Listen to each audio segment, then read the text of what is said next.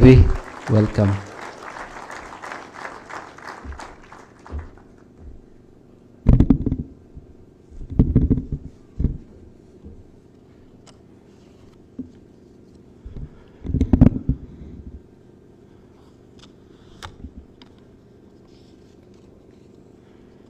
The Prime Cabinet Secretary and CS for Foreign Affairs and Diaspora, His Excellency Musalia Mudavadi, and my boss, the chairman and board members of Absa Kenya, led by my very good friend Charles Muchane, Chief Executive and Managing Director, Absa Kenya, Abdi Mohammed, distinguished guests, esteemed stakeholders, members of the Fourth Estate, our Chief Forest Conservator, Professor Duale, all of you, welcome to Karura Forest, our home. So you are our very important guests this morning, and we host between 7 to 10 million Kenyans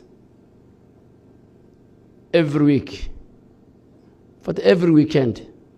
In a month, we host about between 70 to 80,000 Kenyans come to Karura Forest. So it's a great pleasure for me to join you on this very important, momentous occasion as we launch the Absa Kenya Foundation. And I'm particularly delighted that we chose Karura Forest as the venue of this event. Karura Forest is truly the jewel in our country's conservation efforts, embodying the principles of environmental protection that we shall all strive to uphold. But let me take this early opportunity to thank the entire leadership of Absa Kenya for their recent invitation during their launch of the 2023 Sustainable Report. Although I could not attend due to other official duties, I think I was ably represented by Dr. Ngeno, who is our PS, Environment and Climate Change. And I want to commend Absa Kenya for its very strong commitment to integrating sustainability into your business operation and working towards a sustainable future for our planet, for our communities, and for future generations.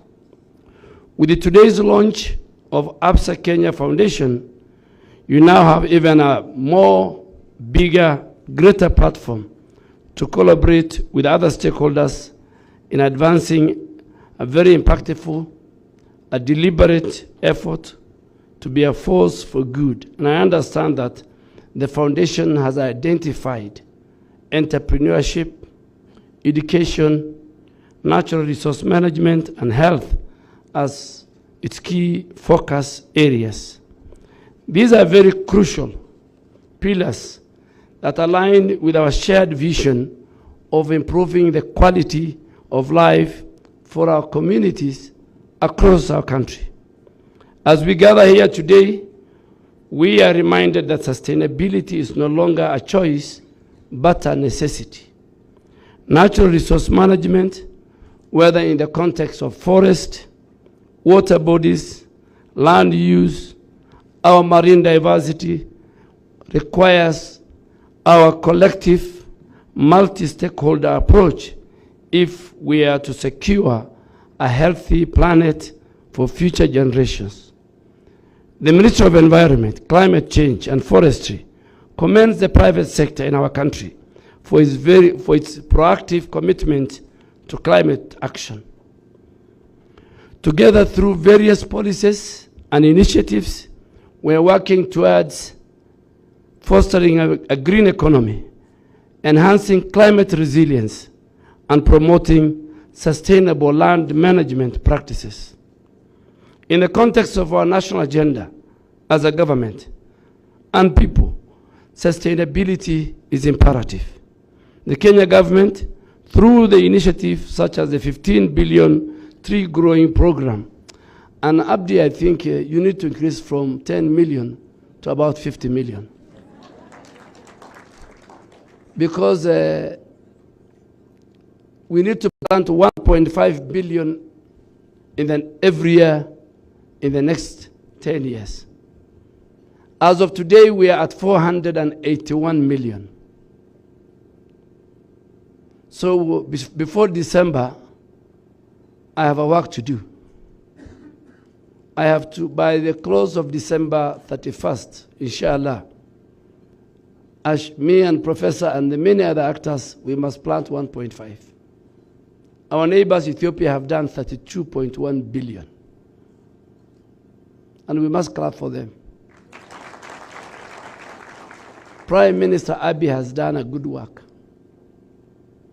President William Ruto is the chairman of African heads of state and government on climate change.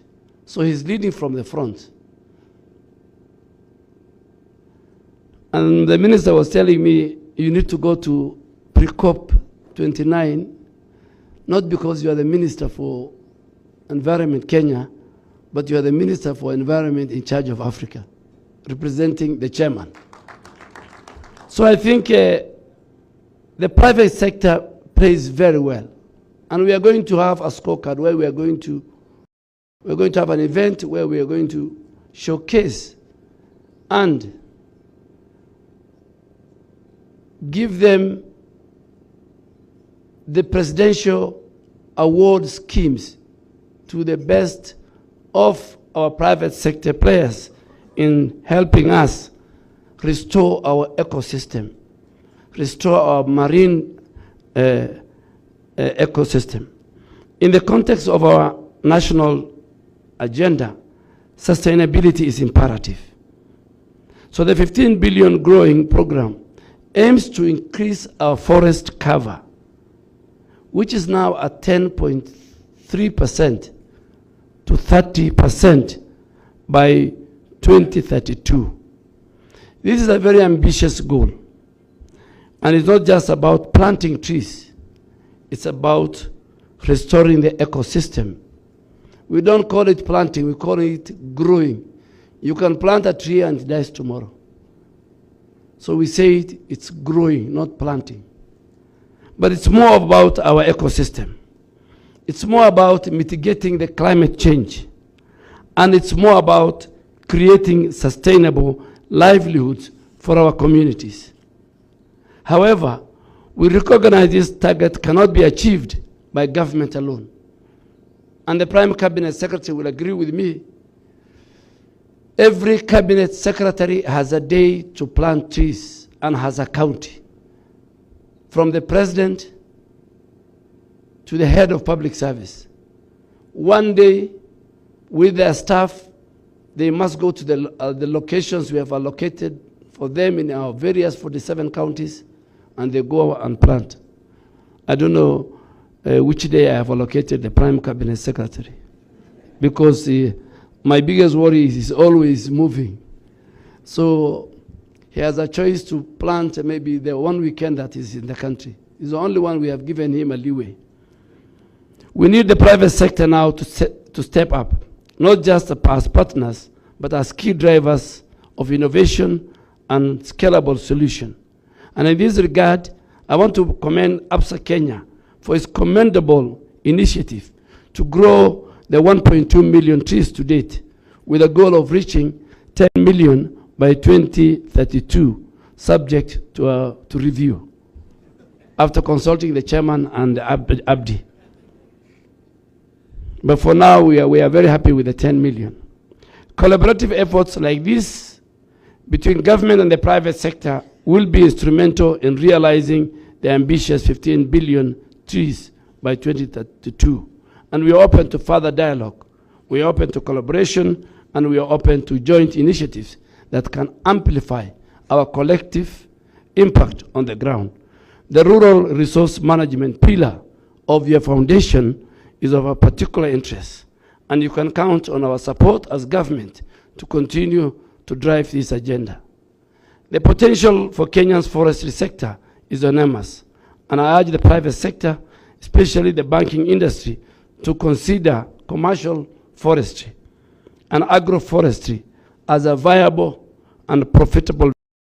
The forestry sector presents a golden opportunity to our citizens for not only to contribute to environmental conservation, but also drive economic growth and job creation. Let us take inspiration from countries like Finland, where the forestry industry contributes significantly to the economy, making up to 20% of their export revenue. Finland model demonstrates how sustainable forest management, coupled with innovative industrial process, can turn forestry into a key economic pillar. Similarly, Sweden and Brazil boast of their robust forestry industries that are vital for economic development. Here in Kenya, we have the potential to do the same. Commercial forestry, whether for timber production or wood processing or export, can create thousands of jobs for our young people. Banks and institutions such as Absa have a very, very unique and important role to play in promoting these sectors. You can facilitate access to capital, provide financial products tailored to forest-based enterprise. Chebet, I think your Asali needs forests and trees. Yeah? Without, where do the bees go to? So there must be trees and there must be forest. So we must practice, we must improve the practice that improves land productivity and enhance biodiversity and increase our farmers' resilience to climate change. There are immense opportunities for investment in this area, and I will talk about it.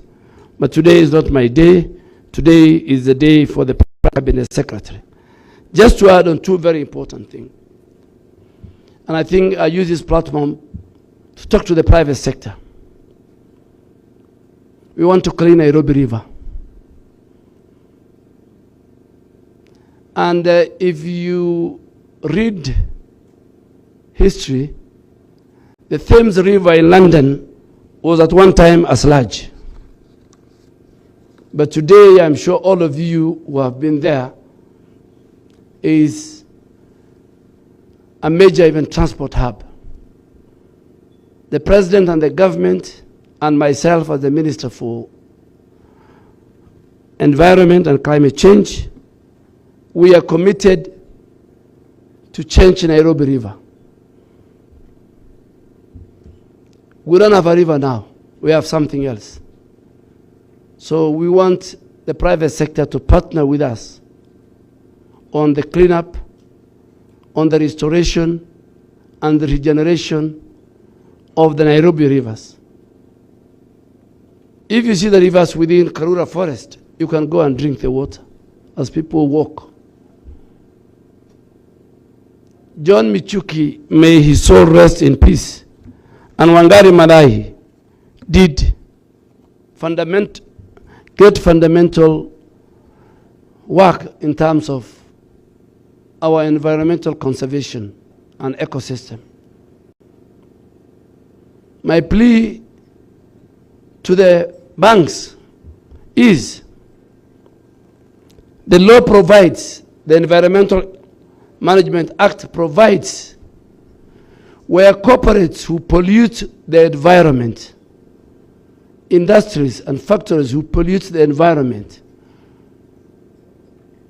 will be charged, and they will be under obligation, and they will receive restoration order from NEMA to restore that river. So if we find any of your package, for example, along Nairobi River, the owner of that brand is under obligation to clean the river.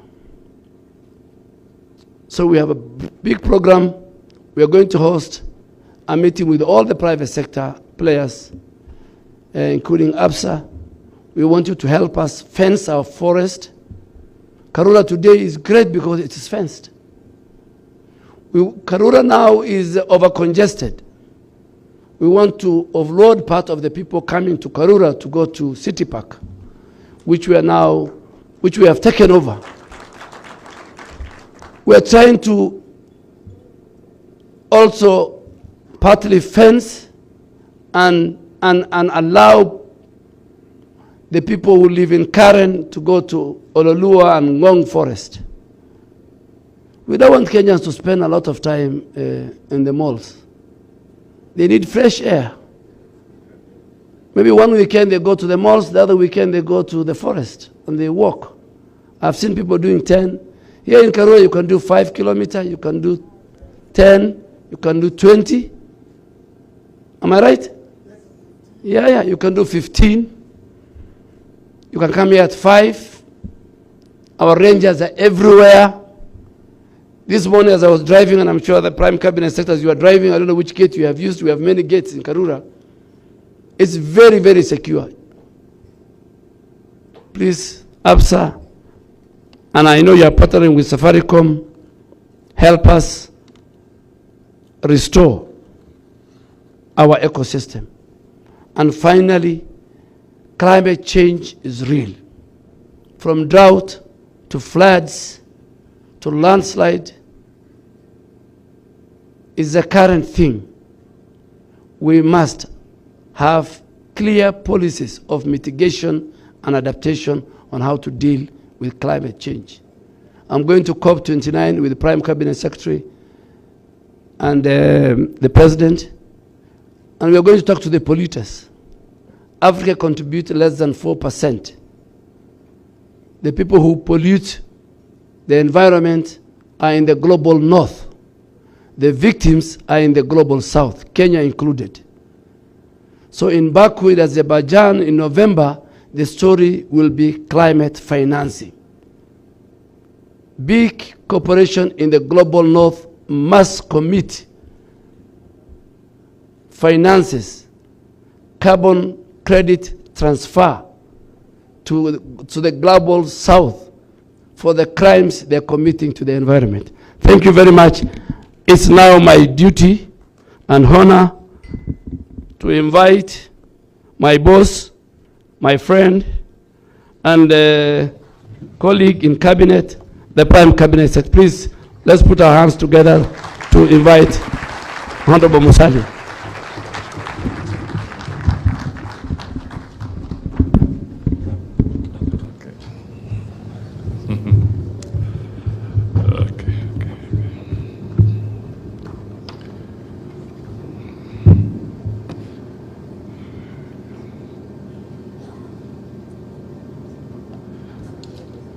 The Honorable Aden Duale, my brother and colleague, who is in charge of